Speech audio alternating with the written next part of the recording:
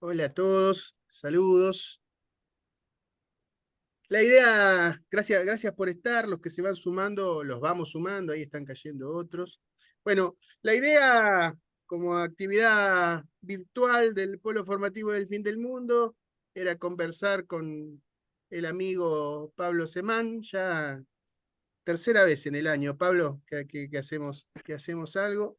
Y Una, más todo lo que conversamos en privado. Exactamente. Contarles también que venimos conversando desde que nos encontramos con algunos en Casa Nazaret al inicio del año, después en la Flor de Barracas y ahora acá. Pablo, les cuento a los que se van sumando que está del otro lado del Atlántico, como corresponde a un intelectual argentino, está en París.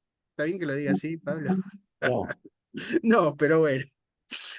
Tradición hay, ¿qué le vamos a hacer? No, lo quiero decir sobre todo porque además está haciendo nos está haciendo el honor de esperarnos con el cambio horario, que allá es bastante más tarde.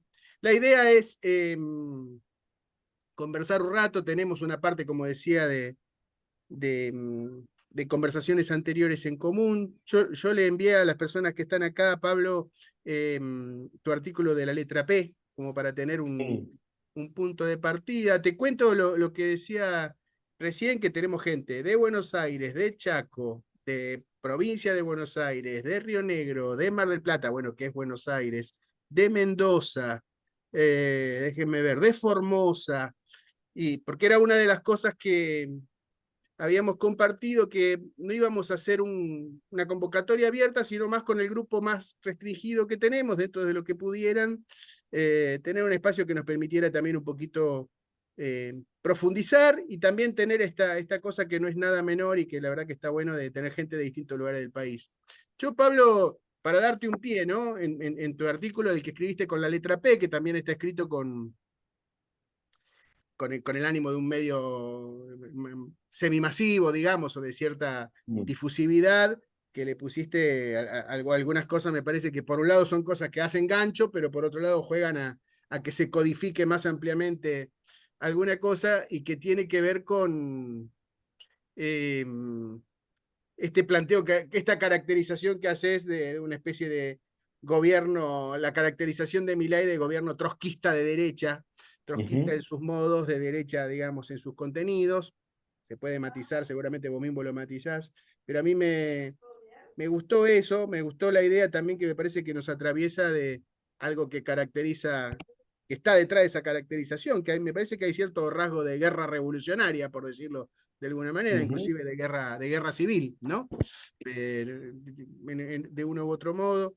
Tu planteo ahí sobre, bueno, entender, comprender la lógica de Milei y la importancia de hacer una caracterización correcta y no vendernos a nosotros mismos una versión de lo que pasa que tiene más consuelo que verdad, ¿no? Y una cosita más, y con eso ya te paso la palabra, y algo que para mí es importante, lo hemos compartido con vos y con las personas acá presentes también. Una cosa que me parece importante es la posibilidad de reconocer en qué no poca medida nosotros somos parte de la fuerza de Milei, digamos, no nosotros los que Ujú. estamos acá, también, pero que hay una parte de lo que él opera que es fuerza provista, no solo por las debilidades del campo que se le opone, sino por ciertas lógicas nuestras de las que él se alimenta y reproduce, y que ahí hay algo, me parece que eh, si subrayo la idea de guerra, digamos, reconocer que estamos Ujú. peleando por el lado equivocado sin querer, no es menor, incluso como posibilidad para cambiar la estrategia, ¿no? Corregir la mirada y saber dónde estamos poniendo la fuerza, quizás sin saberlo. Así que con eso como inicio te dejo a vos, Pablo, para que conversemos un poco. Sí, a ver, yo empezaría por algo que ya que lo citabas y que está al inicio de ese artículo y tiene que ver con la situación más inmediata.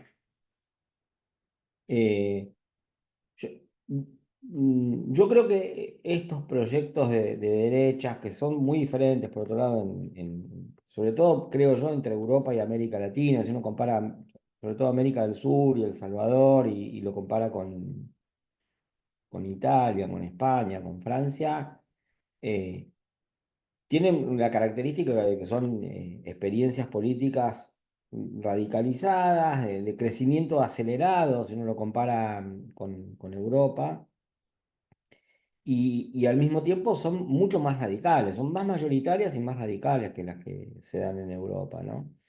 Y entonces ahí aparece otra característica que es que son revolucionarias, ¿no? Y revolucionarias en el sentido, sí, que Trotsky le daba a la palabra revolución, o la connotación que le daba Trotsky en el contexto de la Revolución Rusa, de que la revolución para ser revolución tiene que ser permanente, ¿no?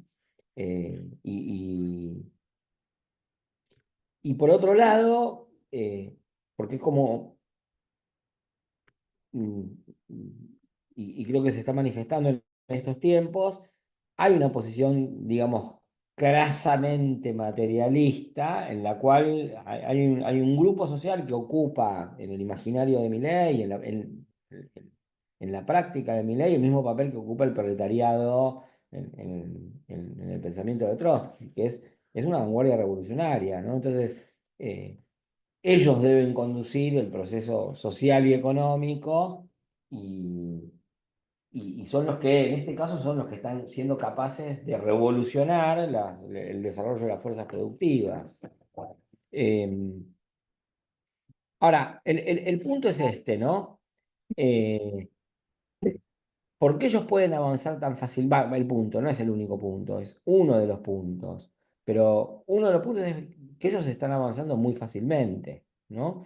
Si uno ve en las oposiciones, en las distintas oposiciones, porque yo creo que esto ya no es solamente el peronismo o el kirchnerismo, sino el conjunto de las oposiciones, están demudados, ¿no? Eh, no saben, puede haber una parte de la oposición o de las oposiciones que no sabe si quiere oponerse o no, y eso yo diría, se podría sospechar de colaboraciones u oposiciones coreografiadas, digamos, de cualquier partido político, ¿no? Porque también uno podría sospechar que el kirchnerismo está haciendo lo mismo, o está eh, haciendo algo que a Milei le conviene mucho, ¿no? Tanto como lo que hace Jaldo, ¿no? O tanto como lo que hace una buena parte del radicalismo. Eh, pero a lo que voy es que están completamente demudados, todavía no, yo creo que no cayeron, ¿no? En por qué perdieron, por eso en parte no saben qué hacer. Eh, yo creo que a más de 10 meses del triunfo de Milei, todavía la mayor parte de los dirigentes opositores y de una buena parte de los líderes de opinión pública siguen prisioneros de la teoría del gobierno corto, ¿no? Que presupone una especie de posibilidad de resistencia de la sociedad civil. Yo me acuerdo que hace 3 años, cuando yo discutía con algunos colegas sobre la posibilidad de que ganase Milei, los que me decían que no, que eran casi todos, también me decían, bueno, pero si gobierna igual no va a poder porque la sociedad civil va a resistir. Me acuerdo que alguna vez recibí esa pregunta de, no voy a dar el nombre, pero de una de las máximas autoridades de las ciencias sociales de la Argentina, que no es kirchnerista ni mucho menos, pero que tenía el mismo argumento que la parte de las ciencias sociales más alineadas con el kirchnerismo y decía, no, pero la sociedad civil va a resistir, ¿no? Me lo dijo delante de un dirigente de un movimiento social y yo lo miré al dirigente de un movimiento social y digo, mirá, lo que yo estoy viendo es que las organizaciones sociales en los barrios están muy deslegitimadas. Y esto era hace 2 años, ¿no? Entonces yo creo que no se termina de inscribir en la conciencia de los opositores eso y no saben qué hacer y están en un síntoma que, digo, si Milei está en la revolución permanente, los opositores están en la derrota interminable, porque no hay forma de revertir una derrota si no es primero asumiéndola, ¿no? Y entonces aparecen argumentos, no, porque si Massa ganaba, sacaba 3 puntos más, entonces se ganaba como que no sé qué esperaban que hiciera Massa como presidente, pero aparte no sé quién puede esperar ganar una elección con ese régimen electoral, ¿no? ¿Qué puede esperar de ese régimen electoral y de esta polarización que había? Hubiera sido una locura. Eh, entonces, yo creo que avanzan tan fácilmente, en parte porque los jefes de las oposiciones están demudados, desorientados, no terminan de inscribir la derrota, pero también por otra razón, que es que todas las instituciones políticas, y esto no lo digo porque ahora estoy en Francia, digo, lo dije más o menos así porque yo leí toda la historia de la Segunda Guerra Mundial, la parte más militar, que esas cosas que uno lee de chico, ¿no? Y había una cosa que era la línea Maginot, que era la defensa francesa ante una eventual invasión alemana, y que era una serie de construcciones fijas que bueno, De Gaulle ya decía, miren, eso no va a servir para nada, tenemos que ser tanque, tenemos que hacer una guerra móvil, ¿no? Y los propios mariscales rusos que Stalin mandó a fusilar, y por eso también pierde buena parte del inicio de la Segunda Guerra Mundial, también decían que había que hacer una guerra móvil, ¿no? Eh, pero yo creo que muchas de las instituciones de la sociedad civil, o de las supuestas instituciones de la sociedad civil, son como las construcciones de la línea Maginot. Los tipos van con aviones, con tanques veloces, y esos son casamatas inmóviles que las pasan por el costado, por arriba, por abajo, ¿no? Entonces, si existen esas instituciones, son bastante inútiles. Y yo no me canso de ver dirigentes políticos que afirman entelequias, ¿no? Me hace acordar a la elección del 83 que el peronismo perdió y uno escuchaba a dirigentes peronistas decir, no, pues ya van a venir los votos de la matanza. Estos son ya van a venir los votos de la matanza eterno. Eh, bueno, avanza por todo eso y si alguien hace la cuenta del tiempo que estuve hablando hasta acá, va a decir, uy, Pablo, hablaste más de la oposición, sí, de la oposición y de nosotros, que mal del gobierno. Y sí, yo ya sé que el gobierno está mal. Yo no puedo pedir a Milei que haga las cosas bien. Justamente, una de las cosas que pienso yo es que este es el peor gobierno posible y de todas las posibilidades de gobierno que tenía Milei, está siendo de las peores posibles. Pero lo que me pregunto es si, qué se puede hacer para evitar el daño. Y lo primero que veo es que los líderes opositores realmente tienen una performance desastrosa, ¿no? Y son ellos los responsables de haber llevado la situación hasta acá de manera tal que no se pudiesen oponer mayores resistencias. Y son ellos los responsables de estar ejecutando de aquí en adelante una política que parece estar hecha a pedido de Milei.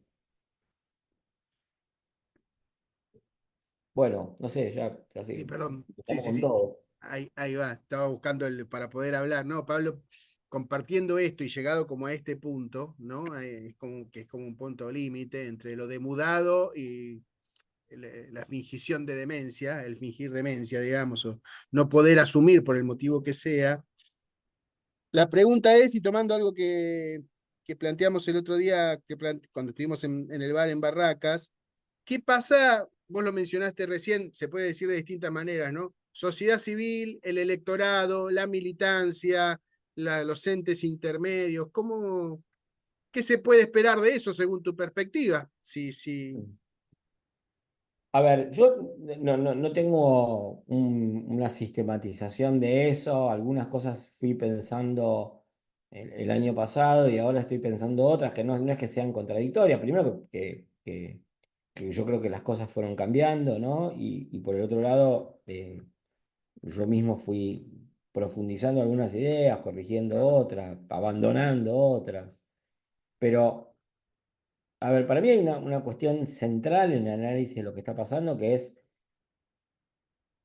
hay algo que Durán Barba llamaba círculo rojo, que yo lo llamo sociedad política ampliada porque creo que es más amplio que el círculo rojo, pero que donde están los políticos de todas las líneas, los líderes políticos de todas las líneas, de todos los partidos y de todas las líneas de mando, ¿no?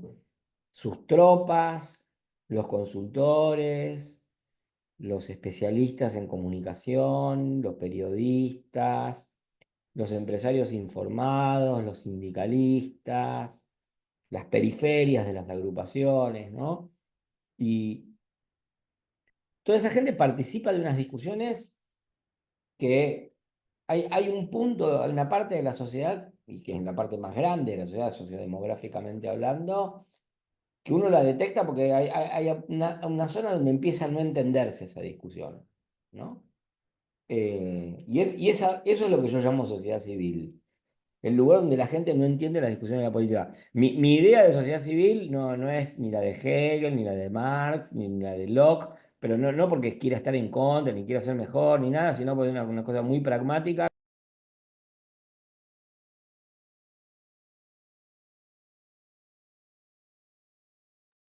Se te mutió el micrófono, Pablo.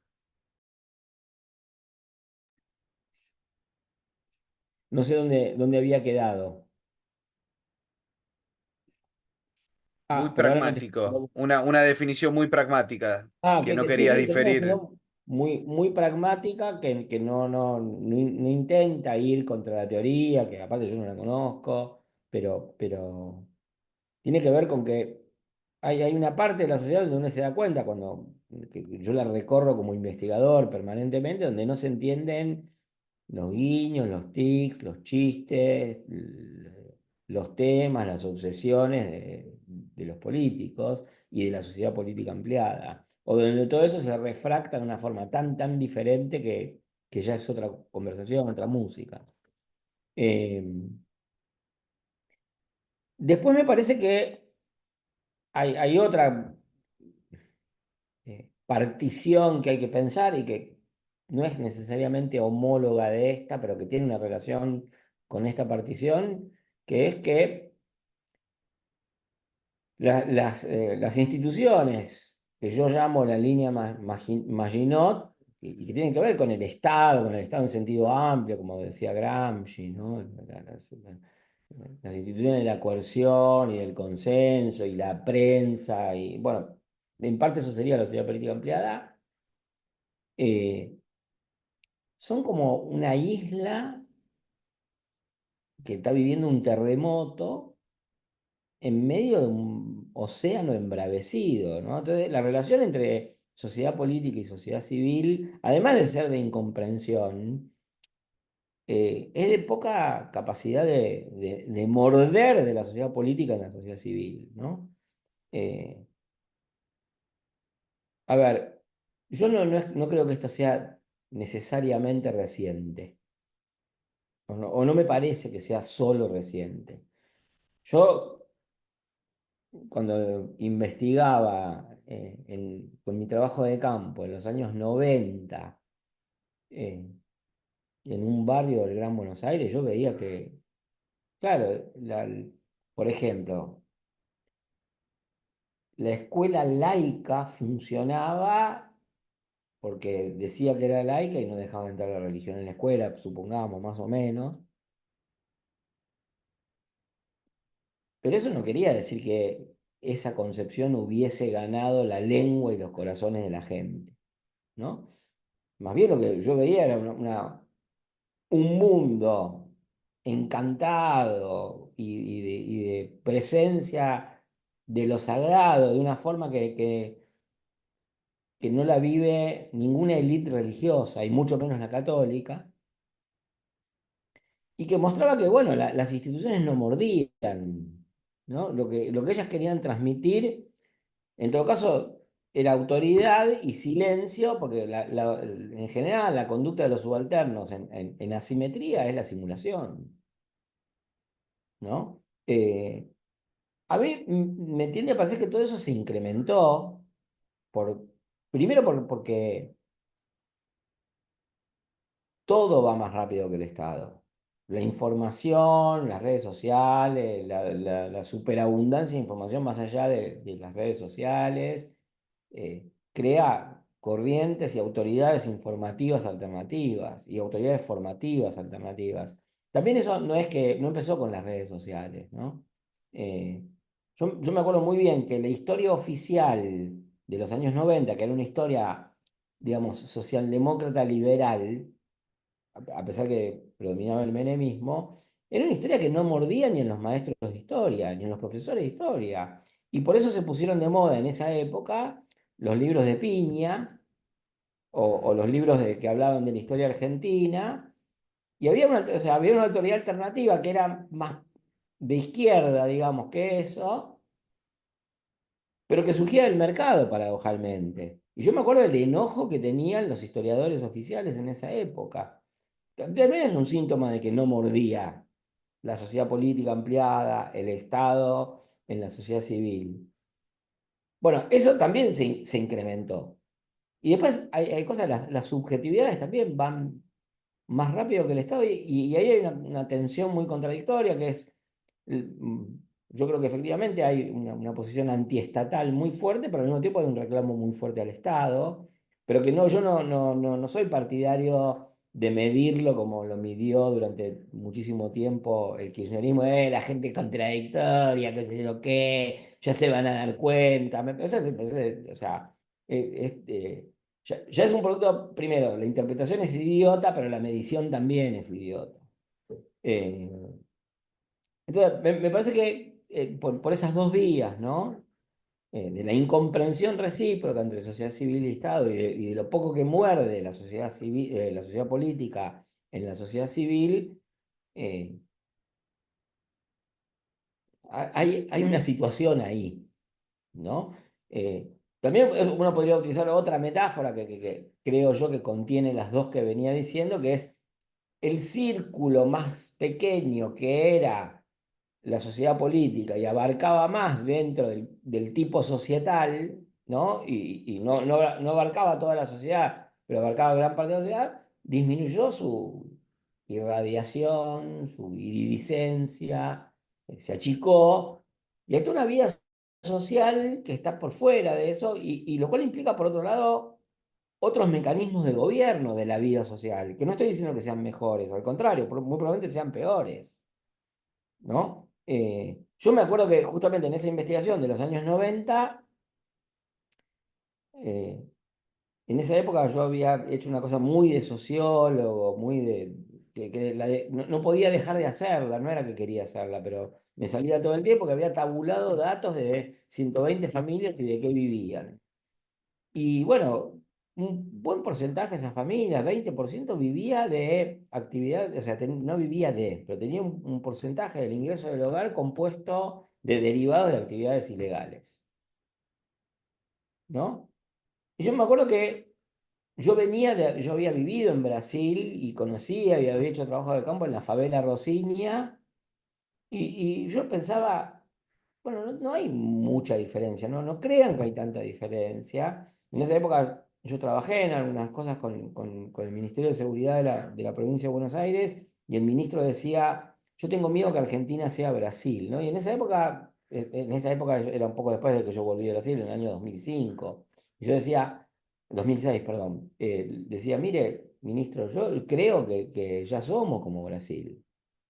Ahora, cuando yo volví a algunos barrios del Gran Buenos Aires a hacer trabajo de campo, muchas otras veces, pero principalmente después de la pandemia, me encontré con cosas que no había visto, obviamente, pero no es que no había reparado, sino que no existían cuando yo había hecho el trabajo de campo entre el 95 y el 2000, que era control territorial del narco. Bueno, esos son mecanismos de gobierno que no son el Estado y mecanismos de gobierno de la vida social que son espantosos. ¿No? Entonces también está recomponiendo eh, la, la- la vida social y ese tipo societal donde hay menos Estado y hay más sociedad civil, pero es una sociedad civil eh, que no es la que imaginaba Locke, ¿no? Más bien, en todo caso, es un estado de anarquía, estoy exagerando ahí, pero digo, es más Hobbes que Locke, eso, ¿no? Eh, Hay una tesista que es brasileña, que hizo su tesis trabajando sobre narcotraficantes y policías y evangélicos en una favela, y ahora ya está trabajando en el Bajo Flores, pues no vive en Argentina, y me decía, Pablo, yo estas cosas no las vi en Belo Horizonte, no las vi en 2010, no las vi en 2015. Bueno, eso es parte de lo que está pasando en la sociedad civil y complejiza ese panorama que tracé con las dos primeras metáforas. Ahí yo quería, eh, un poco la vez pasada cuando estuvimos en la Flor de Barracas, apareció esto bueno, de la crisis del Estado, y lo dijiste, digo, con una duración o un análisis del siglo XX, y esto mismo de la velocidad que me pareció como muy... El problema de la velocidad, ¿no? Creo que hay algo del problema de la velocidad. Y en eso hay algo también de esta incredulidad o incapacidad de poder terminar de diagnosticar o comprender qué es Ujú. el mileísmo, porque tiene poco lastre a su vez el mileísmo para la toma de decisión. eh, Casi con una cosa así medio, digo, desinhibida y sin ningún tipo de problema, al punto de que puede haber, como Santiago Caputo, un tipo que es monotributista del Estado y todos sabemos que es como el otro jefe de gabinete y que los tipos juegan y no dan cuenta de nada. Pero Sí, y que está, quizás, viste, todo el mundo diciendo no, porque el internacional de no sé qué, sí, todo sigue de también. papel. Pero también, digamos, o sea, eso es parte de la cuestión, pero sí, quizás esto te quería consultar, Pablo, respecto al tema, el tema de los niveles del Estado, y yo creo que gran parte del problema que tiene hoy, si hablamos del peronismo, es que el peronismo, sea en su versión 45 o su versión 2003, también si lo querés poner en el del 94, pero sobre todo tomando esas dos experiencias, es una lógica muy fuerte de el Estado nacional. Cuando hablamos de Estado nacional.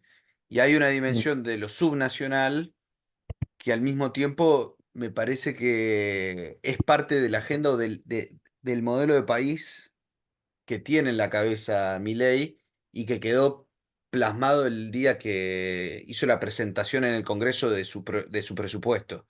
Que cuando el chabón agarra y dice, mirá, yo soy presidente de la nación y la nación tiene tres temas que atender: la moneda, la justicia federal y, si se quiere, garantizar el cumplimiento de las leyes, ¿no? Algo vinculado con el tema de la seguridad, por decirlo de algún modo.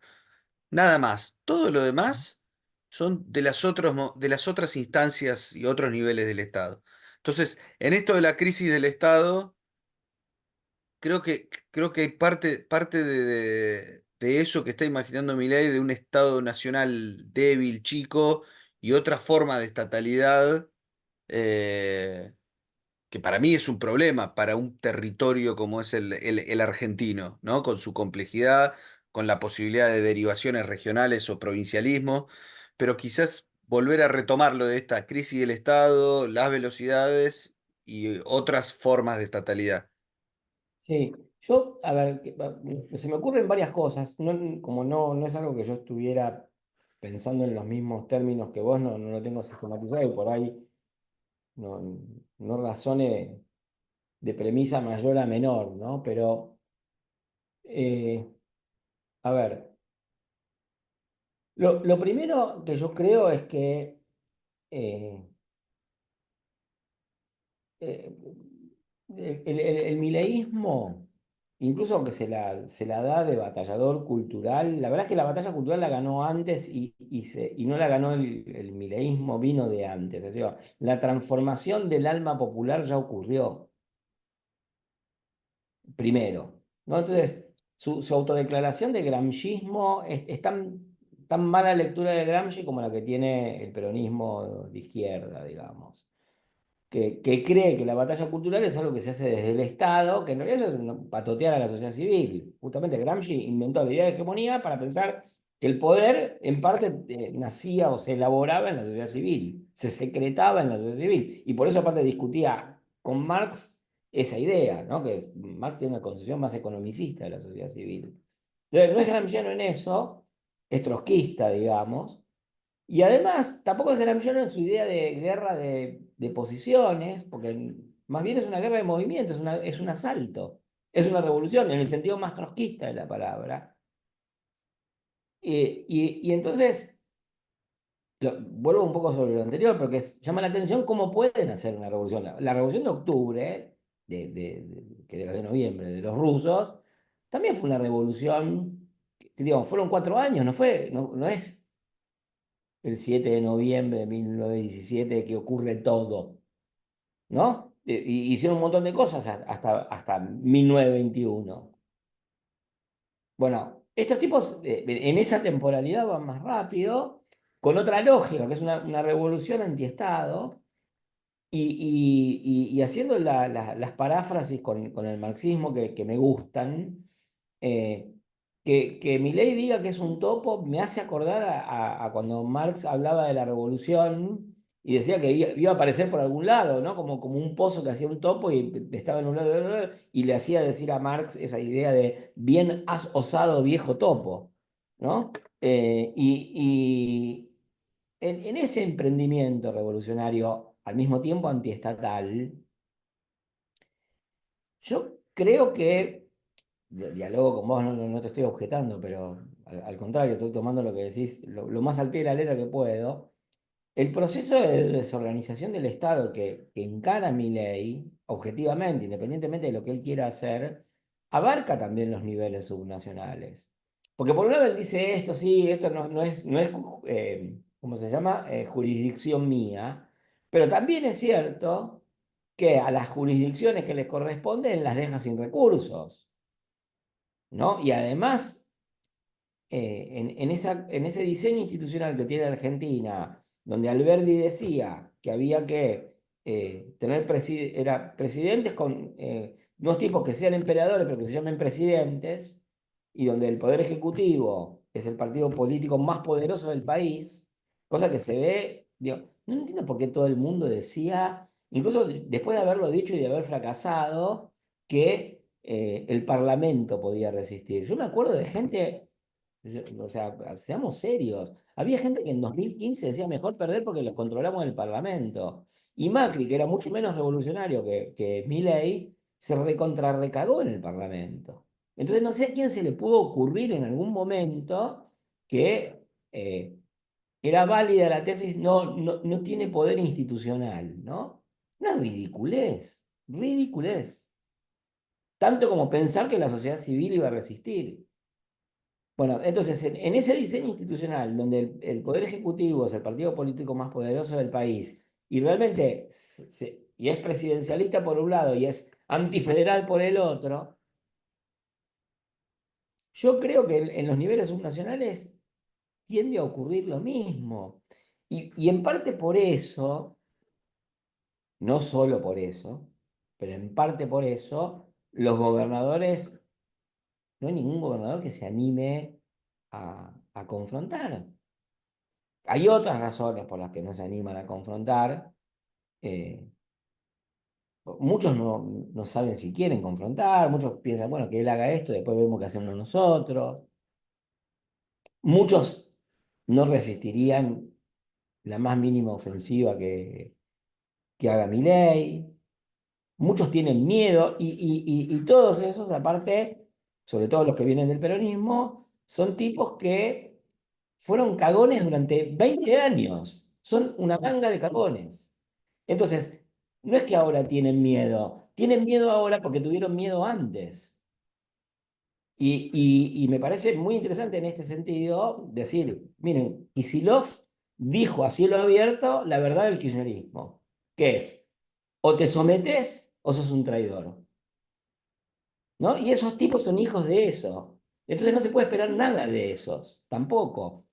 Bueno, en ese diseño institucional, en esa intención revolucionaria y con ese personal político, lo subnacional corre el mismo peligro que lo nacional. Y eso es impresionante porque Milei desarma atributos de la estatalidad todos los días, atributos fundantes de la estatalidad.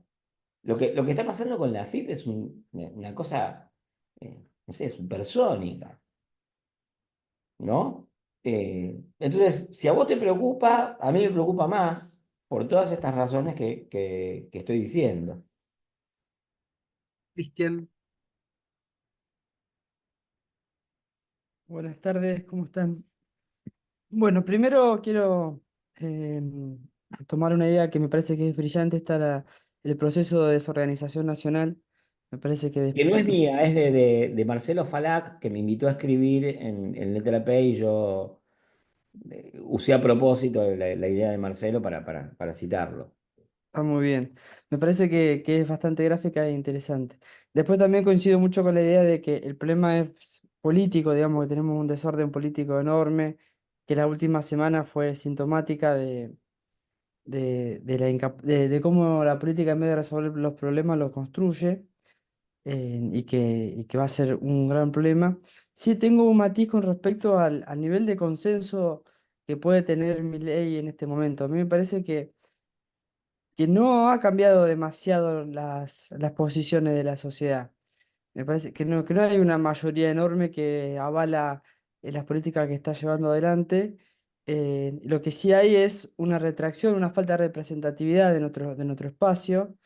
Pero bueno, si vos ves las dos votaciones donde se salvó por poco de los dos tercios en contra, si ves la reacción de la universidad y otra, y el paro de hoy, digamos, me parece que la correlación de fuerzas en lo social es más pareja, es más parecida al empate hegemónico de los últimos años que a un avance sin resistencia de Milei. Pero bueno, el problema es claramente la política. Y sí, Bien. perdón, esto es cortito, porque sí me parece que pasó parecido en el 2009 donde había un empate, pero al no haber una fuerza política que enfrentara al kirchnerismo, en el 2011 se sacó el 54% y se avanzó sin problema. O sea, que puede haber esa posibilidad de un avance, pero no creo que estemos todavía en ese avance tan imparable, pero sí puede ser el riesgo si no se construye una fuerza política capaz de ser una alternativa que le dé cauce y que siga manteniendo la moral alta de lo que estamos resistiendo, lo que nos estamos oponiendo. Mira, yo tengo varias diferencias y me gustaría explicitarlas porque para esto son estas cosas, ¿no? O sea, la primera gran diferencia que yo tengo es que tengo 60 años y soy viejísimo y soy casi un dinosaurio y entonces he visto algunas cosas y he aprendido a mirar otras y entonces yo veo, hay una generación que se formó políticamente en el kirchnerismo y hace uso de todo un herramental, se dice, una caja de herramientas que yo creo que nunca funcionó, pero seguro que ahora no funciona más. Entonces, la idea de la pendularidad de la sociedad, si funcionó, ya no funciona más. Segundo, que yo no igualaría de ninguna manera los distintos retornos del kirchnerismo a lo largo del tiempo, porque fueron relaciones de fuerza muy diferentes. Ganar elecciones no es la relación de fuerzas. O sea, las relaciones de fuerzas tienen que ver con los programas objetivos que se sostienen. Entonces, eh, por ejemplo, el retorno del kirchnerismo, y la verdad que no creo que sea solo y principalmente por culpa de Alberto, se da en un contexto donde el kirchnerismo admitía cosas en 2019 que no hubiera admitido en 2015 ni en 2012. Entonces, volver a ganar elecciones para mí es relativamente poco significativo en términos de las relaciones de fuerza simbólicas de una sociedad, que es qué planteos tienen fuerza, qué planteos no tienen fuerza. Y ahí vos creo que planteas una cosa que me parece que es el plano donde hay que plantear las cosas, aunque yo difiero en la evaluación, que es el plano de, digamos, vos lo llamás lo social, yo lo llamo las relaciones de fuerza simbólicas, que, mira, yo me arrepiento de no haberlo publicado, pero muestra que yo muchas cosas que critico a los demás también me las puedo criticar a mí mismo. Cuando empezó el festival idiota de Milei baja en las encuestas hace un mes y medio, Mm. que es una idiotez, y después puedo explicar por qué, yo escribí un informe que se lo mandé a 4 o 5 personas donde decía, miren, no me importa lo que digan las encuestas. El mileísmo es más grande que Milei. Y lo que yo veía era que los planteos mileístas ocupaban más espacio en la vida social y además que los planteos antimileístas eran defensivos y minoritarios. Inclusive, yo podía pensar, y lo pensé y lo escribí, que parte de eso era el efecto represivo del gobierno, porque este gobierno es un gobierno represivo. Es represivo en la medida que se puede ser y que necesita ser represivo hoy. No necesita ser campo de concentración. Porque, entre otras cosas, el tipo de militancia que se formó durante el kirchnerismo es un tipo de militancia que no agarró la puta pala una vez en la puta vida. Pero no digo la pala de trabajar, sino que, digo, desconocen por completo el nivel de esfuerzo y sacrificio que han hecho militantes, y no me refiero a la generación de los 70. Entonces también esa es otra cosa, y el tipo de miedo que genera es tremendo,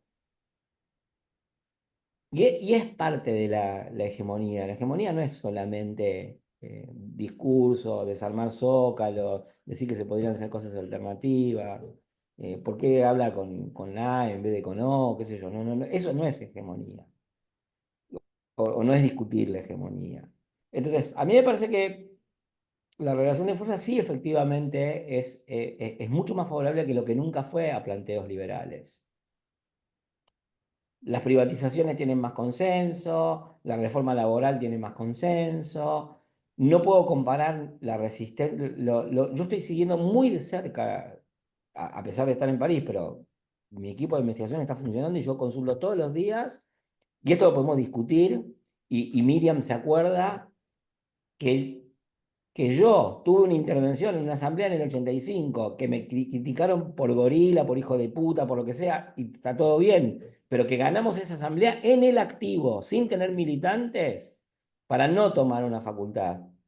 Y yo les puedo decir las cosas que me cuentan militantes de esa época, que están en las universidades y que no compartían aquella posición conmigo en ese momento, hoy dicen, no, bueno, la verdad que tendría que decir habría que decir eso.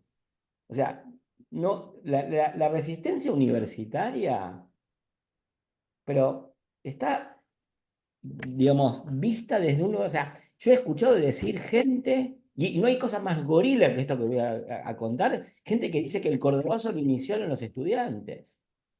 Ya es gorila decir que el cordobazo lo inició Tosco, cuando en realidad lo inició el Pidio Torres, que era un dirigente peronista. Bueno, todas esas cosas hay que reponerlas en el contexto, y yo creo que no, son identificaciones al rasgo, soy ciego, soy Borges, ¿no? Las cosas se parecen a otras cosas por lo blanco del ojo. Esta resistencia universitaria, creo yo, es más, corre el riesgo de desencadenar el movimiento estudiantil libertario más grande del que hayamos tenido novedades. Porque ya había pasado en los 80, con una universidad menos masiva, que UPAU se hizo bastante mayoritario, y no fue más mayoritario, entre otras cosas, porque, y yo no estuve de acuerdo, pero las agrupaciones políticas a las que yo pertenecía y el frente de agrupaciones políticas al que yo pertenecía hicieron fraudes escandalosos, horribles, ¿no? Entonces, si en aquella época los liberales, justamente por malas políticas de los centros de estudiantes y de las autoridades, en esta época yo creo que ni se imaginan lo que puede llegar a salir. Entonces, y doy un último dato de esto. Cristina el otro día salió a recibir unas pibas que eran emprendedoras, ¿no? Que es o sea, emprendedor ya no es solamente una situación sociolaboral, sino un valor. La gente que se dice emprendedora está diciendo de sí misma una virtud, que es como diciendo soy batallador, no soy un quedado, qué sé yo qué.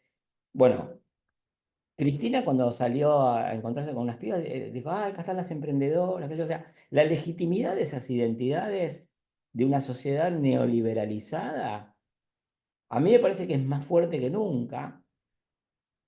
Y entonces medir las cosas en términos de lo que dicen las encuestas o de lo que dicen algunas instituciones que no muerden en la vida social, a mí, pero esto es toda una discusión. Yo estoy hablando ahora, tengo el poder de la palabra porque soy el invitado y qué sé yo, y ustedes lo van a discutir, y otro día lo podemos discutir 100 horas y hablamos en igualdad de condiciones, digamos, pero a mí me parece que ya no era así. Me acuerdo perfectamente de un artículo de alguien que no voy a nombrar, pero que él decía en el 2016 la resistencia social es mayor que los liderazgos políticos.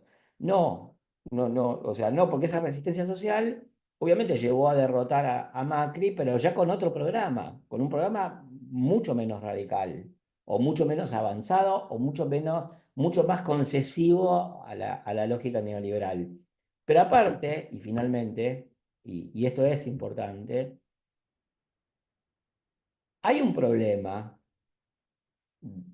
político, que vos decís que el problema es político, estoy de acuerdo, pero hay un problema político de la política, que es las superestructuras políticas progresistas, sobre todo progreperonistas, peronistas, tienen imperativos de funcionamiento que se sobreimprimen a cualquier posibilidad programática, ¿no? Y entonces hay más demanda de cargos y de necesidad rápida de retorno que desarrollar cualquier proceso de articulación social y de convergencia programática de algo. Para decirlo mal y pronto, hay mucha gente que tiene abstinencia de cargos. Y es mucha gente, y la interna del peronismo en muy buena parte revela eso. Porque yo no puedo comparar en calidad la diferencia enorme que hay entre la resistencia peronista desde el 55 hasta el 73, incluyendo todo, el Comando de Organización, Guardia de Hierro, la Juventud Peronista, Norma Kennedy, Brito Lima, todo. Pero eso era mucho, el Pidio Torres, porque no es que el Cordobazo lo iniciaron los estudiantes, o por lo menos no solo los estudiantes. Bueno, esa resistencia tenía una calidad y una cualidad y además una articulación política y un carácter mayoritario en términos de, bueno, estaba Perón, y Perón significaba mucho de eso, ¿no? Entonces, no, a mí me parece que la relación de fuerzas es diferente, di unos cuantos argumentos, y dentro del problema político creo que hay un problema que es la saturación de la sociedad política, y sobre todo de la superestructura política del peronismo, porque en esa cosa que se hizo de o te sometes o sos traidor, también es cierto que la militancia estaba enganchada a través de, no digo de salario, pero también en parte a partir de distribución de recursos, de prestigio y de poder, que hoy no hay cómo distribuirlos. Entonces, nadie va a poner una mesita. Hay una novela que es horrible para mí, de cómo está escrita, qué sé yo. No tengo que decir esto. Porque es una novela que se llama Fuego Amigo y que está escrita en 2014, 11, no sé, que es una interna en el peronismo, de 2008 en adelante. Y revela muchísimo de los funcionamientos de la militancia, ¿no? Sobre todo la militancia que finalmente es la que termina dirigiendo, por una cuestión de clase, los posicionamientos políticos de la institucionalidad resistente al peronismo. Yo agregaría eso, y combinándolo con lo que decía Santiago, que la heterogeneidad social de la Argentina también se incrementó. Se incrementó porque, digamos, hay una parte de la Argentina, y no solamente la dominante, que está integrada a circuitos globales. Que eso, o sea, Argentina antes tenía un nivel nacional y otro subnacional, y ahora tiene un nivel global, uno nacional y uno subnacional. Ya eso es una complejidad mayor. Pero además, eh, los intereses de los sectores populares en las provincias no coinciden totalmente con los intereses de los sectores populares en el Gran Buenos Aires. Y un síntoma de eso es, en las provincias, Milei ganó con el 60% en algunos lugares. Nosotros en el libro que hicimos no publicamos datos de las provincias porque no llegábamos a meterlos. Pero nosotros teníamos trabajo de campo en Santa Fe, ahora en San Luis, en Río Negro. Y la verdad es que es una cosa increíble, ¿eh? Y yo sigo haciendo ese trabajo de campo y sigue siendo increíble, ¿no? Entonces, todo eso creo yo creo que a los que nos transmiten esos lugares comunes, hay que cuestionarlos. Siempre hay uno que dice, no, porque yo tengo una encuesta que es la que no se publican. ¡Hijo de puta! Son todas mentiras. Son todas mentiras. Y además hay otro problema, que es muy difícil, salvo que uno se discipline profundamente, hacer investigación extramuros, salir de la sociedad política. Yo tenemos, bueno, no soy yo solo, pero el equipo armado en Buenos Aires, yo hablo 2 horas por día con el equipo. Estamos haciendo una serie de entrevistas. Y me dicen, esta la hacemos, esta no la hacemos, esta la hacemos, qué sé yo. Y mi principal pelea con los 6 investigadores del equipo es, hijos de puta, salgan extramuros. No consiguen salir, ¿no? Siempre terminan en un radio cercano. No, salí, salí, salí, salí, salí, andate. Y no pueden irse. Pero no es que no pueden irse porque son vagos, porque no quieren, porque son clasistas, sino porque la endogamia social es una fuerza mucho más potente que la voluntad. Es más potente que la endogamia familiar. Entonces, los que hacen las encuestas y los que hacen los focus group mienten. Mienten. Cualquier persona que va 2 horas a una cámara Gesell no es una persona normal. Desde ya que los focus group, eso que hacen, no sirven. Si quieren les explico por qué no sirven, además. Que sería muy importante que discutiéramos por qué no sirven. Porque tienen que ver con cómo uno se relaciona con la gente. Llevan a un tipo 2 horas y dicen, dame la información, dame la información. Es como una gallina a la que le quieren sacar huevos. Tampoco sirve eso. Tenés que ir, estar, y para ir y estar tenés que bancártela y estar. Y es difícil estar 8 horas en la lluvia en Moreno, ¿no? Y además el que dirige la investigación, que tiene las preguntas de la investigación, que las negocia con el político y que no le dice lo que le tiene que decir porque lo tiene que mantener como cliente, le pide a alguien que haga las entrevistas. Y en general ese es alguien que le importa 3 carajos la investigación y está apurado para hacer las preguntas. Entonces le pregunta, che, te pregunto 1, 2, 3, 4, te pregunté las 5, no, me olvidé. Y cuando le va a preguntar por política, le está por preguntar, no sé, más o menos como, ¿cuál es tu perversión más secreta? Bueno, todo eso que es parte de la endogamia entre consultores, dirigencias políticas, también desinforma acerca de la relación de fuerzas. Yo creo que los únicos que más o menos tienen alguna idea son los sindicalistas. Pablo, perdón que interrumpo. Perdón, que lo hice Muy, muy, larguísimo, pero sí, la verdad que yo creo bueno, que, perdóname, esto que plantea Cristian. Cristian, eh, yo creo que eso es clave, por eso me enganché, ¿eh? O sea, eso es fundamental, porque los mecanismos de autoengaño que nosotros padecemos no los podemos desmontar sino nosotros. Nadie nos va a venir a decir desmonten estos mecanismos. Y yo hace 12 años que los vengo padeciendo y por eso hablo con tanta enjundia. Y al principio me los creí. Es más, no solamente, perdón, Néstor, porque me olvidé de decir una cosa que venía diciendo. Ese informe que yo hice en base a mi metodología rigurosa, mi desprejuicio, mi cuestionamiento, y que yo no lo publiqué, ¿por qué? Porque soy cagón. Eso es lo que quería decir. Porque finalmente me comí la curva que digo que se comieron todos. Dije, che, ¿y si yo digo esto y en realidad es lo que las encuestas dicen? Y estos días dije, soy un pelotudo, si yo estaba viendo lo que pasaba. Pero no es porque soy un pelotudo, es porque soy un cagón. Porque a todo el mundo no le gusta no formar parte de la manada. Ni a mí, que soy un extravagante.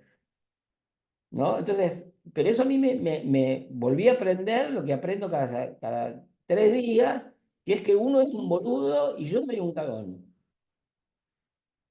Está bueno lo que decís, Pablo, es lo que decía antes, ahora te paso la palabra a Miriam, pero no, el tema entre buscar consuelo y buscar verdad. En general necesitamos más Claro. consuelo que verdad, ¿no? Hay algo de eso. Miriam, O sea, todo lo que yo dije es al pedo porque vos ya dijiste lo que había que decir. Buscar consuelo, sí. No, está bueno, pero también clarísimo. podemos ser misericordiosos con nosotros mismos, pero está bueno reconocer el propio límite, porque me parece que digo dos cositas y enseguida te paso la palabra, Miriam, querida. Lo que vos estás diciendo sobre las encuestas vale para todos los que intentamos conocer, ¿no? O sea, encuestas, focus group, Zoom, o sea, tenemos como que salir Sí, dos veces, ¿no? El tema de... trabajo de campo etnográfico con un equipo de 6 personas, todo funcionando y no puedo decir lo que veo en el informe. Y me pasó 3 veces en los últimos 15 meses. No es que no me pasa, les puedo contar todas las veces que me pasó. Se entiende. Podemos hablar ahora. Buenas noches, buenas tardes, buenas La noches Miriam, a todas y a todos. Hola a todos, hola Pablo, hola Néstor. yo me voy a Este, parar, o sea, vivo en una habitación de 20 vos metros parate, cuadrados. tranquilo, no hay ningún problema. Parate, sentate. Bueno, nada, muchas cosas.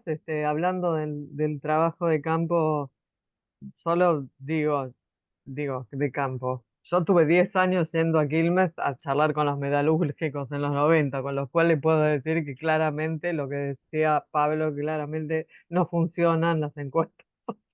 Y con Néstor tuvimos nuestras experiencias también, con lo cual, bueno, a ver, varias cosas me dispara todo esto que tiró Pablo, que no sé, quizás, no sé si ustedes debatieron antes, yo no estuve, entonces pido disculpas si quizás digo algo que quizás ustedes ya conversaron. Pero, a ver, me resulta un poco complejo no situar la situación de Argentina en el marco más general, aunque obviamente no es lo mismo, por supuesto, entiendo que cada lugar tiene su particularidad, sobre todo porque, ¿por qué? Porque me parece que estoy muy enfocada ahora en una idea de esta cuestión de que plantean Lazarato y Alies de la guerra total y sobre todo de las guerras en y contra la población. Y yo creo que lo que está pasando acá y en tantos otros lados es efectivamente una guerra, que es una guerra en y contra de la población, que tiene distintas maneras de darse. En la Argentina el narcoestado es una de esas formas, la violencia financiera es otra de esas formas, la destrucción de todos los planes sociales es otra de esas formas, y así podemos seguir con un montón de cuestiones. Y el otro punto que me resulta complejo de no, ¿cómo decir?, de no hilar por nosotros mismos y también por una especie de responsabilidad de transmisión que yo un poco siento, quizás por vieja, porque soy más vieja que vos, Pablo, aunque no lo crean. No, Sí, sí, sí. Este, es, es el punto siempre de pensé que que, eras más joven. pero no, pero soy más vieja. Bueno, más o menos, soy vieja como vos. Quiero decir, hay un punto que me parece que hay que hilarlo con este momento, porque yo creo que está en una continuidad y al mismo tiempo en una discontinuidad, pero no deja de tener continuidad, que es el punto del enganche de este momento con otros tantos momentos históricos digo, yo lo miro desde el punto de las luchas capital-trabajo, pero se puede mirar desde otros momentos de antagonismo de las luchas, en Argentina, en América Latina, en el mundo, si se quiere, pero en Argentina particularmente, esto no, yo no lo puedo desvincular tanto desde el punto de vista de la exposición económica, social, del disciplinamiento del trabajo, de la dictadura militar, de la época de Cavallo Menem, del default, del macrismo, en fin, me es imposible. O sea, es distinto, pero tiene conexión. Y esto me parece que es importante, porque si no, no entendemos nada, ¿no? Lo que siento es que nos echamos la culpa de un montón de cosas a las dirigencias, a nosotros, a la militancia, buena, mala, agarró la pala, agarró la pala. Y es como culpabilizante, demoledor, y no sé en cuánto nos hace comprender y construir. No sé si se entiende lo que quiero decir, ¿no? Esto por un Sí, lo lado. entiendo, pero lo discuto. Mirá, yo me traje 20 libros acá. Uno es este, el de Lazarato. ¿El de qué? Pará, no vi. El de Lazarato. Lazarato, ¿cuál de ellos? ¿Cuál de El todos? de, ¿El el de de Aliés y hacia una nueva guerra Lazarato, el de la civil, guerra? hacia una nueva guerra civil mundial. Sí, sí. A ver, yo creo que eh, pasan dos cosas. Primero, yo no hablé de la situación mundial eh, y eso es un error, diría. Pero incluso Mm, hablando de la situación mundial, yo creo que, a ver, yo me acuerdo que decía de unos dirigentes de una institución donde yo trabajaba que abrían un Rap cuando era videoclub y un videoclub cuando era Rap. Y a mí me parece que con las cuestiones globales eh, pasan más o menos lo mismo, con otro problema. Yo entiendo esto y agregaría algo más, lo comparto, ¿eh? Agrego algo más. Para mí, hay algo de la tragedia que estamos viviendo, que no es solamente de Argentina, y esto es lo que comparto con vos, Miriam, que tiene que ver con la emergencia, digamos, de una forma de guerra interbloques internacionales, y que realmente la democracia, por razones muy diferentes a las que en su momento Chu Enlai le habían preguntado qué pensaba la democracia, y decía, "Es demasiado temprano, dejemos pasar 200 años". Bueno, ya pasaron 50 años de esa entrevista y ya podemos ver que no sé si es una buena idea o no, pero en todo caso, para muchísima gente ya es una mala idea, incluso en el terreno de la democracia occidental, ¿no? Pero hay una cosa que, buena parte de todo esto, del hiperneoliberalismo, o del anarquismo mileísta y del, por ejemplo, el morenismo, ¿no? Que es, nos arrepentimos de haber sido feministas, de esto, del otro, acá lo que va es pegarle a la mujer, al vino al mediodía, ¿no? De todo eso, son cara y contracara de la forma en que cruje Occidente, ¿no? Entonces yo hasta ahí te acompaño. Ahora, a mí me parece, y yo creo que no es suficiente la autocrítica, y esto no es desmovilizar, al contrario, yo creo que hay dos cosas que son muy desmovilizantes. Uno es el diagnóstico de que esto es global como si fuese igual en todos lados. No, no es igual en todos lados. Hay lugares donde es peor. Y entre otras cosas, es peor o es mejor según la calidad de la dirigencia política. Y la dirigencia política que nosotros tenemos es un desastre. Especialmente Cristina Fernández de Kirchner. O sea, Cristina Fernández de Kirchner es peor dirigente que Lula. Yo no tengo ninguna duda. No tengo ninguna duda. A ver, podemos demostrarlo. Lula, cuando en 2018 va a la cárcel, va porque él decide. Porque mientras las estructuras políticas son una cosa son unas cosas que viven de unos líderes y viven de decirle a los líderes, sos vos, sos vos, sos vos. Y después cobran en los fondos derivativos de la victoria. Bueno, la estructura le decía a Lula, no vas preso, huir, declarate. Y Lula fue preso. Y Lula sabía más que nadie lo que podía pasar yendo preso, que la pasó para el orto. Bueno, nosotros no tenemos esa dirigencia. Tenemos una dirigencia que puede llegar a vender todo para no hacer esa experiencia que hizo Lula. Entonces no es lo mismo Lula que Cristina.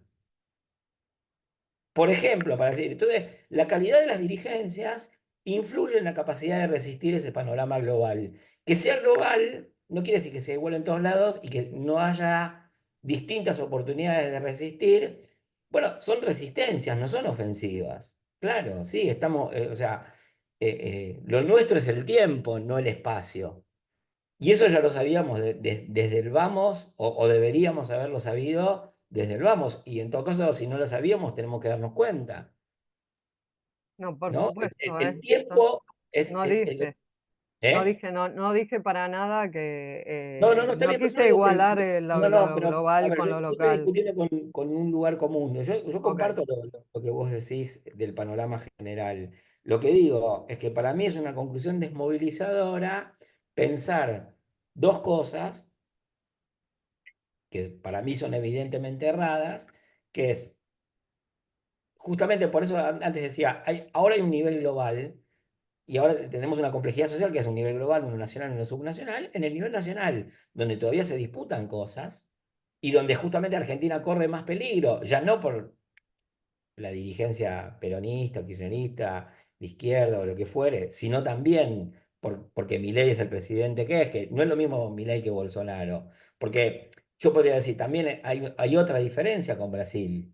No es solamente Lula que puede ir preso y se anima a ir preso, sino que es el golpe de Estado que lleva a Bolsonaro al poder, es un golpe diseñado explícitamente, no es una información secreta, por los militares que lo piensan geopolíticamente desde 2013. Hay dos entrevistas, una hecha precisamente por Marcelo Falac, donde uno de los militares que diseña todo el proceso dice, nosotros esto lo vimos venir desde 2011 y lo hicimos avanzar y Bolsonaro no era lo mejor que teníamos, pero era lo que teníamos, ¿no? Entonces, digamos, hay muchos mutatis mutandis que hay que interpolar entre las distintas situaciones nacionales, pero que hacen a la densidad de cada situación nacional. Es más, El Salvador, que tiene densidad nacional 10 veces menor o 100 veces menor que Argentina, tampoco igual es un proceso que es lo mismo. Y a mí me parece que ese lugar común de lo global como una ola, una metáfora climática arrasadora, es justamente una maniobra de autodefensa de las dirigencias políticas para no hacerse cargo de lo que hicieron, porque si es global y si es irrefrenable y qué sé yo qué, bueno, entonces yo no tengo ninguna responsabilidad. No, hijo de puta, sí tenés responsabilidad. ¿Cómo no vas a tener responsabilidad? Tenés muchísima responsabilidad. Y la otra, entonces eso es, por un lado, permite que la dirigencia política que te lleva a la derrota siga funcionando sin la más mínima revisión, autovictimizándose, autolegitimándose en qué sé yo, no, bueno, era irrefrenable, como lo dijeron con Macri también, cuando perdieron con Macri. Pero también hay otra conclusión desmovilizadora que es interesante, que es junto con lo global son las redes sociales. Qué raro que no se les ocurrió durante los 2 meses que bajaron en las encuestas la popularidad de Milei, decir que pese a que Milei seguía teniendo el poder de las redes sociales, igual bajaba. ¿No? Pasa que la capacidad omniexplicativa de las redes sociales funciona cuando las tesis de los dirigentes quieren ser sostenidas. Y me parece de nuevo, es una tesis que es desmovilizante porque es desresponsabilizante de personas que manejan niveles de conducción y de información mayores, ¿no? Y vuelvo al ejemplo de Brasil. En Brasil también otra cosa que se demostró es que se puede combatir más de igual a igual en las redes sociales, como lo hizo un diputado como Giannone, que, digamos, hizo experiencias micro, pero muy beneficiosas para los planteos del campo popular. Entonces, esas conclusiones masivas, que no digo que lo estás diciendo vos, digo, esto es algo que comúnmente se dice, es global y es las redes, yo no lo veo así. Y justamente sí veo cuestiones globales que los globofílicos no ven que es, por ejemplo, hay otra cosa global, que es una corriente antiestatal fuertísima, Mm. ¿no? Que también, de nuevo, la alimentan los dirigentes. Y, por ejemplo, ya que estamos, valga la pena decir, en el kirchnerismo se generalizó una forma de, porque aparte de la twitterización de la discusión política también penetró al kirchnerismo. Entonces uno decía, a mí me parece bien el Pepe Mujica, dejar el Pepe Mujiquear, lo qué sé yo, eso es denuncismo, eso es honestismo, qué sé yo. Bueno, tal vez está bien ser austero. Tal vez no es tan fácil querer superar a Perón, a Evita y usar cartera Louis Vuitton. Podés decir, bueno, Evita las usaba, bueno, pero vos querés ser más que Evita, ¿no? Entonces, bueno, también la otra cosa que es global es, perdón, que no es global, pero que incide, que opera en relación a corrientes globales, es no solamente hay que ser bueno, sino parecerlo. Y el Pepe Mujica intenta parecerlo, y Lula también, y los nuestros no, los nuestros se jactan de que son pillos. Y los hemos visto en público jactarse de que son pillos. Entonces, bueno, o sea, no me parece que sea casual que estemos peor que Brasil. Más allá de que hay razones estructurales para eso, que también las quiero decir para no abusar a favor de mi argumento. Brasil tiene un Estado que es muy diferente desde hace 300 años, y es desde hace 300 años, que el Estado que se organizó a partir del Virreinato del Río de la Plata. Porque no es lo mismo el Estado derivado de las reformas pombalinas que el Estado derivado de una creación de un reino de contrabandistas. Bueno, no es lo mismo, claro. Porque como el Estado mexicano no es lo mismo que el argentino, aunque los dos fueran españoles. Entonces, a mí, no sé, yo creo que, la singularidad es una dimensión que no hay que olvidar, porque el único lugar donde nosotros podemos operar es en la singularidad. Si no pudiéramos operar en la singularidad, ¿qué hacemos? Nos vamos todos a casa.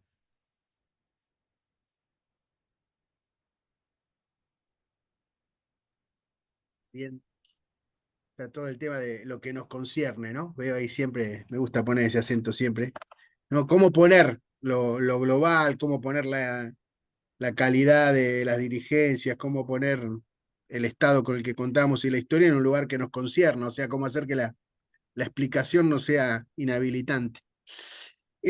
Hacemos una pregunta más y ya vamos a llegar a las 8:30 y Como vamos a quieran, cortar. eso ya, o sea, a esta altura ya no duermo. Ahora estás pasado, salí a caminar por la orilla del No, Sena. salí a caminar antes para poder dormirme Ya está después. bueno, Porque mañana me tengo que claro, levantar temprano, pero claro, claro. acá ¿Alguien estoy. más quiere intervenir? Yo no los veo a todos ahora.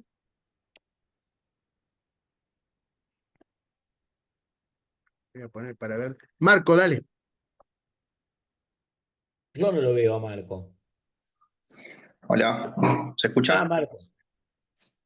Justo pregunté en el chat, pero bueno, por las dudas. Ah, Esa no sé dónde corriente anda Marco. Hola Pablo, esa corriente antiestatal, ¿la ves como comunitario o como pensar fuera del Estado, después de todo lo que nos pasó, de pensarse siempre del Estado, ¿no? El viejo Como y futuro Holloway. eh, no sé, yo lo veo desde el barrio como que se piensa en lo comunitario, como esa salida. También sabiendo que está el narco presente y también da respuesta de alguna forma. No sé si eso es la corriente antiestatal o no, eh, lo comunitario, digamos, ¿no? No, Autogestivo, a ver, yo creo que lo comunitario está, y sí, siempre y cuando uno piense lo comunitario después o sea, hay un artículo que a mí me gusta mucho de Cristina Cravino, que es una investigadora y viene de trabajo social, que hizo una crítica del uso de la idea de comunidad en el trabajo social, ¿no? Que me parece muy interesante porque hay una especie de idealización de la comunidad como un lugar de armonía, cerrado, ¿no? Entonces, o sea, lo comunitario pensado por fuera de ese estereotipo a mí me parece interesante. Ahora, cuando yo pienso en la internacional popular, la verdad es que pienso en otra cosa. No estaba pensando en eso, hay que ver cómo integrar eso, que es otra cosa, pero yo no lo hice. Cuando yo pienso en la internacional popular, pienso de la misma manera que había lo nacional popular para Gramsci como instancia de agregación y de una forma de conciencia, y de la misma manera que hay un plano global y que hay articulaciones globales, perdón, de distintas élites con distintas eficacias, por otro lado, eh, yo no puedo decir a través de qué mecanismos exactamente, pero hay un funcionamiento casi simultáneo de corrientes internacionales populares. Cosa que además no es solo propio de la época de las redes sociales. Quiero insistir sobre estas cosas, ¿no? Las revoluciones del 1800, de las independencias latinoamericanas, sucedieron en 3 años, la del 80% de los países de Hispanoamérica. Y no había ni mail, ni teléfono, ni Twitter, ni telégrafo había. Y sucedieron casi en simultáneo, ¿no? Y los gobiernos nacional populares del siglo XX, lo mismo. Y la integración al orden económico internacional en el final del siglo XIX, también casi lo mismo. Y las democracias, también, todo eso no había ni vías de comunicación rápida. Entonces no quiero abusar de esa vía, pero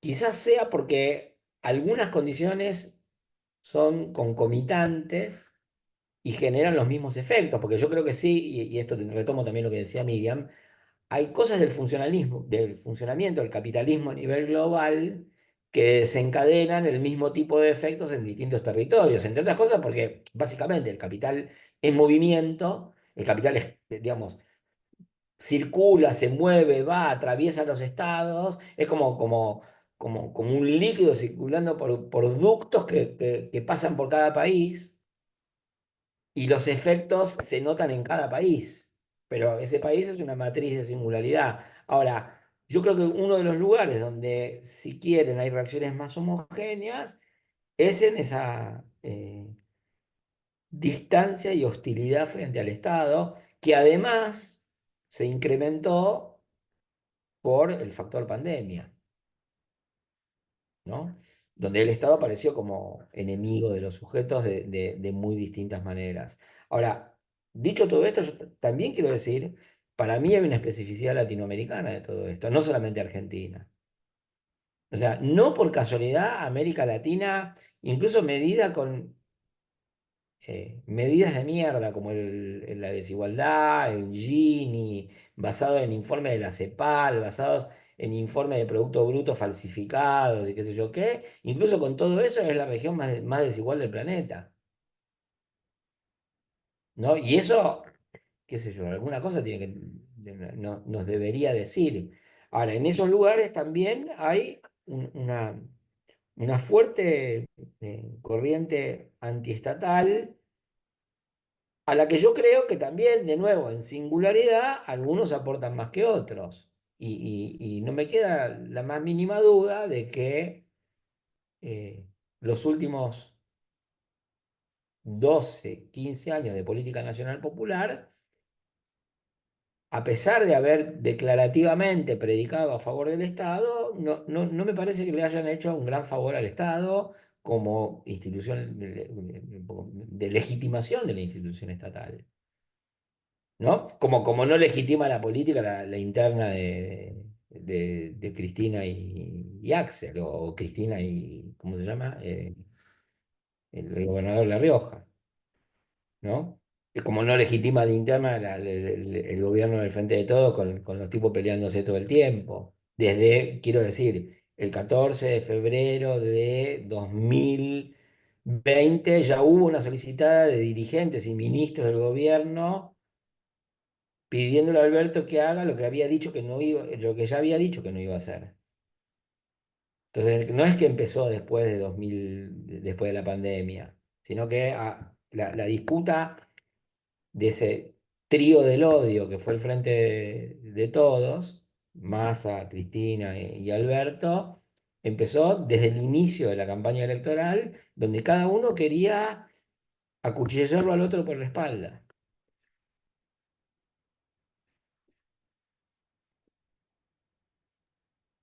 Me fui de tema.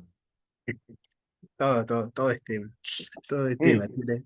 No, quiero decir, o Abre sea, nuevos la temas. singularidad argentina en cuanto a crear corriente internacional popular y debería ser sopesada, ¿no? Porque también, después está el tema de la calidad. Bueno, Evo Morales tampoco es lo mismo que Lula ni que Mujica, ¿no? O sea, son todas cosas diferentes y esas diferencias hacen diferencia.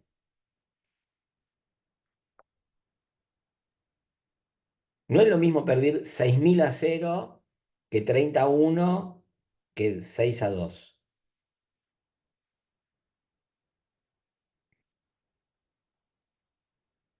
Que estamos perdiendo, estamos perdiendo. Pero eso empezó en el mínimo en el 67, digamos, a nivel mundial. Y en Argentina claramente en el 55. Muy bien.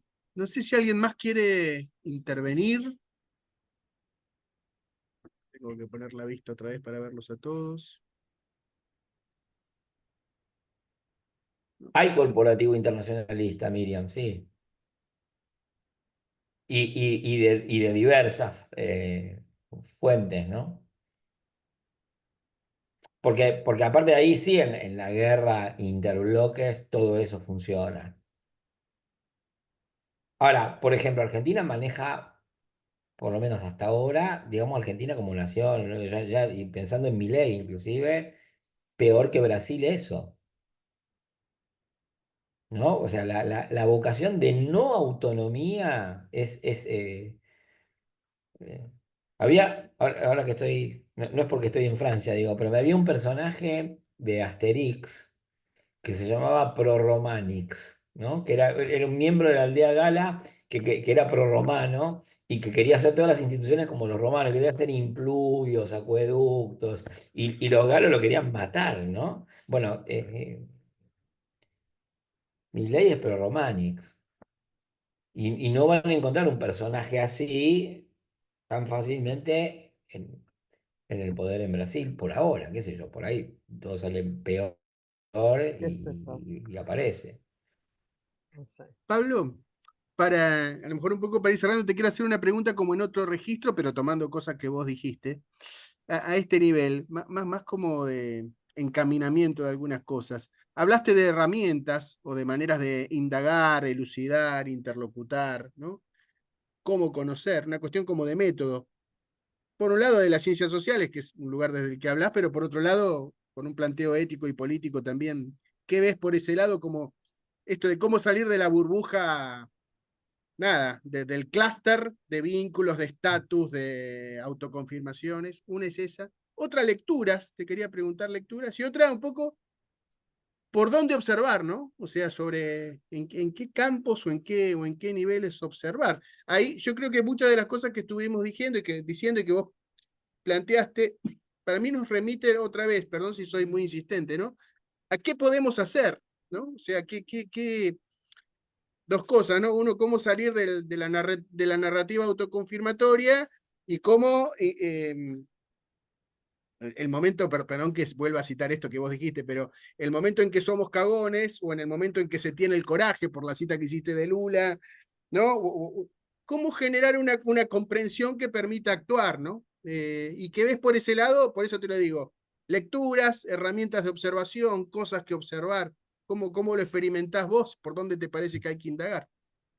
Porque, y te digo una cosita más, ¿no? Porque está todo el tema de las entelequias, ¿no? Cómo salir de las entelequias y poder verlas, tener alguna epifanía, acaso, por decirlo de alguna manera. Por lo menos un encuentro con lo real, ¿no? Pero pensaba ahí que es muy interesante la pregunta.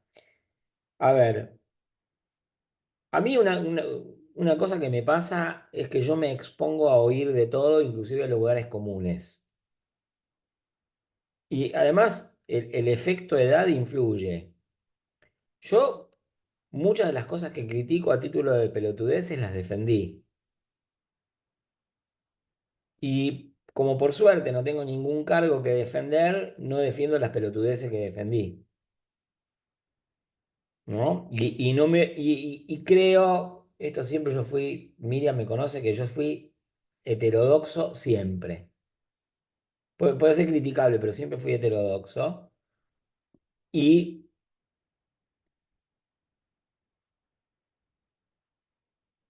hay cosas que cuando yo las oigo repetidas ya empiezo a desconfiar. Y nunca me pongo en el lugar de defender lo indefendible. Salvo que sea lo indefendible que elija yo. O que pues, hay cosas que he elegido que son indefendibles, pero digamos, a cuenta y riesgo. Después, esto de nuevo es una conversación con Miriam desde mucho tiempo. Yo tengo un amigo de la época que militábamos en la Facultad de Psicología que nos odiábamos entre las agrupaciones, sobre todo con los troscos, pero que había una solidaridad que había surgido de la época de compartimos la lucha contra la dictadura. Entonces hay un tipo que es Fabián Beró, con que yo me veo muchísimo. Y Fabián es un observador fantástico y a mí me guía mucho. No sé si es una lectura, pero dice, anda a ver los clubes de fútbol, de los barrios, del tercer cordón, ¿no? O sea, a mí me impresionan mucho ese tipo de interlocuciones. Dije un ejemplo, pero hay varias. Eh, o sea, por un lado, descreo de cosas. A veces veo cosas que me animo a decirlas, que es cuando no tengo conciencia, porque si no me cago. Yo me acuerdo que en 2012, cuando yo escribí que a la marcha del 8N había ido gente, me cayeron encima con 50 medios de comunicación propios para llevarme a emboscada, para pegarme en medios. Y yo también diciendo, ¿para qué mierda escribí eso? Pero igual, más o menos, decían, fue gente, y todos me decían que no vieron nada, que no había ido gente, estaban locos. ¿No? Entonces ahí, yo vi formándose el autoengaño y ya tenía como 40 años de estar en estas cosas y entonces me permití desconfiar. O sea, para mí hay experiencias, respondiéndote, Néstor, que son reveladoras y que se dan a lo largo del tiempo. Yo a veces, de más joven, seguía dirigentes míos eh, con una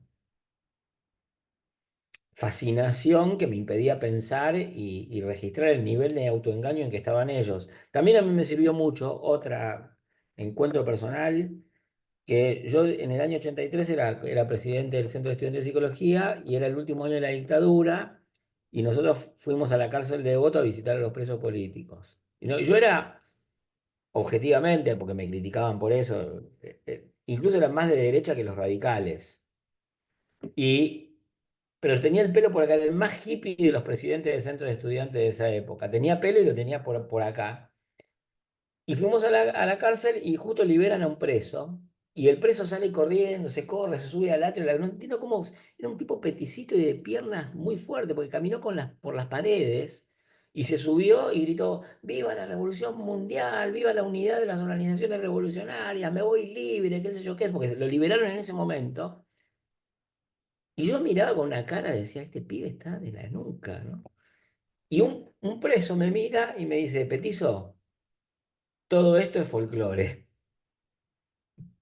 Y yo lo miré y dije, uy, encontré un cómplice, ¿no? Y bueno, con ese tipo dialogué muchísimo y también me sirvió, porque mis padres militaron, porque tuve una pareja que era de la edad de mis padres. Yo creo que los encuentros personales a mí me enseñaron mucho.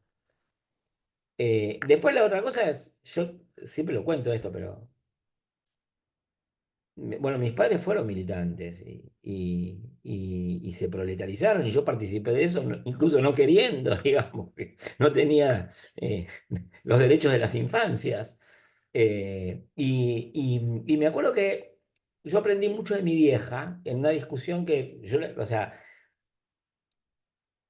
yo creo que cuando vos estás en esos ambientes, yo respiré política desde los 3 años de edad, desde que me dijeron, che, no tenés más juguetes porque los hijos de los obreros no tienen juguetes. Bueno, entonces a los 8 años yo entendía bastante más de política que cualquier pibe, eso sí. Pero me acuerdo que una discusión tremenda entre mi vieja y mi viejo, donde mi mamá dejó de militar en el partido que militaba y le dijo, yo voy a dejar de militar en el partido porque ustedes no entienden al peronismo y son machistas. A mí eso me quedó grabado, ¿no? Y el dejar de militar de mi vieja consistió en que se metió en el sindicato y le ganó el cuerpo de delegado del hospital más grande de Córdoba al peronismo de las 3A. Nosotros nos terminamos yendo de Córdoba, tanto por lo que la perseguían a mi vieja que había dejado de militar, ya quisiera yo dejar de militar así, ¿no? Yo quisiera que otros que militan militaran como dejó de militar mi mamá. eh, y bueno, dejar de militar significó eso para mi vieja. Y la sensibilidad que ella tenía para conectarse con la gente, para escuchar, para hablar lo que para otros eran pelotudeces y qué sé yo, a mí me ilustró. También me ilustró la dinámica de autoengaño en que ellos vivían, ¿no? Porque no es que mi vieja estaba en contacto con la realidad a pleno. Y yo me acuerdo que una de las explicaciones por qué no habíamos ido a vivir a Córdoba era la revolución, y yo me acuerdo que yo escuchaba, yo siempre fui un mensajero entre la realidad y el mundo ideológico de mis padres. Entonces, a mi mamá la criticaban porque usaba pantalones en el barrio, ¿no? Y yo oía eso. Y yo nunca dejé de registrarlo. O sea, que, no sé, que yo creo que por alguna razón me expuse mucho a la diversidad, ¿no? Y me acuerdo que una vez, por ejemplo, en la escuela pública, en el 71, 72, nos hicieron rezar, ¿no? Y yo le conté a mi mamá. Y mi mamá fue a hacer un quilombo a la escuela el otro día que yo dije, de ahora en más, el encargado de mis relaciones exteriores soy yo. Porque es un irresponsable, ¿no? Entonces, o sea, el hecho de vivir en un mundo tan extravagante, eh, a mí me sirvió como, me generó, yo soy bastante enfermo mentalmente, pero digamos, un mecanismo de sanación fue eh, dialogar con la diversidad y componer cosas, digamos. Entonces, eso está muy presente. Y desde esos lugares me apropio de algunas lecturas. Me fui muy hacia atrás, pero me doy cuenta que son cosas que siempre conté, además. Tiene, No es que las cuento por primera vez, pero finalmente lo que yo hago como antropología tiene mucho que ver con eso. tiene sentido cómo te fuiste hacia atrás, recapitulando la experiencia personal. Bueno, Pablo, muchas gracias. Dan ganas de seguirla. Capaz que la seguimos en una semana, si vos tenés ganas y trasnochás otro día. Dale. Salieron cosas lindas. Gracias a todos los que estuvieron. Me quedé pensando en lecturas, Néstor, A ver, porque a ver. no, y tipos cómo escriben la vida, ¿no? Tengo tres lecturas que últimamente estoy obsesionada por indicárselas a mis alumnos. Una, hay un periodista que estudió sociología, que es Alfredo Molano, un colombiano que se murió hace poco, que hizo dos libros que son como cara y contracara. Uno se llama Lomo de Mula, que es como el nunca más de Colombia. No, no es el nunca más de Colombia, pero es una descripción del conflicto armado encargado por la Comisión de Paz. Pero antes de ese libro, el tipo hizo un libro chiquito que son 5 historias de vida de 5 combatientes de generaciones diferentes de la FARC. Y el tipo narra en estilo indirecto las vidas de todo lo que él obtuvo a través de entrevistas. Entonces está como homogeneizar el lenguaje, habla él, pero con un español que además quisiéramos todos hablar y yo no puedo. Eh, Maravilloso, pero cómo dimensiona esas vidas, cómo las pone en juego, ¿no? Y después para mí dos libros que no son de investigación, pero que tienen que ver con sensibilizarse con lo experiencial y lo diverso de la vida, que es El hombre que amaba a los perros, de Padura, que además está escrito maravillosamente bien, y Limonov, de Carrer, que también a mí me parece que es muy importante restituir la experiencia vital de los sujetos, ¿no? Y en general esas herramientas que yo decía que no sirven, en general aplanan la vida de los sujetos.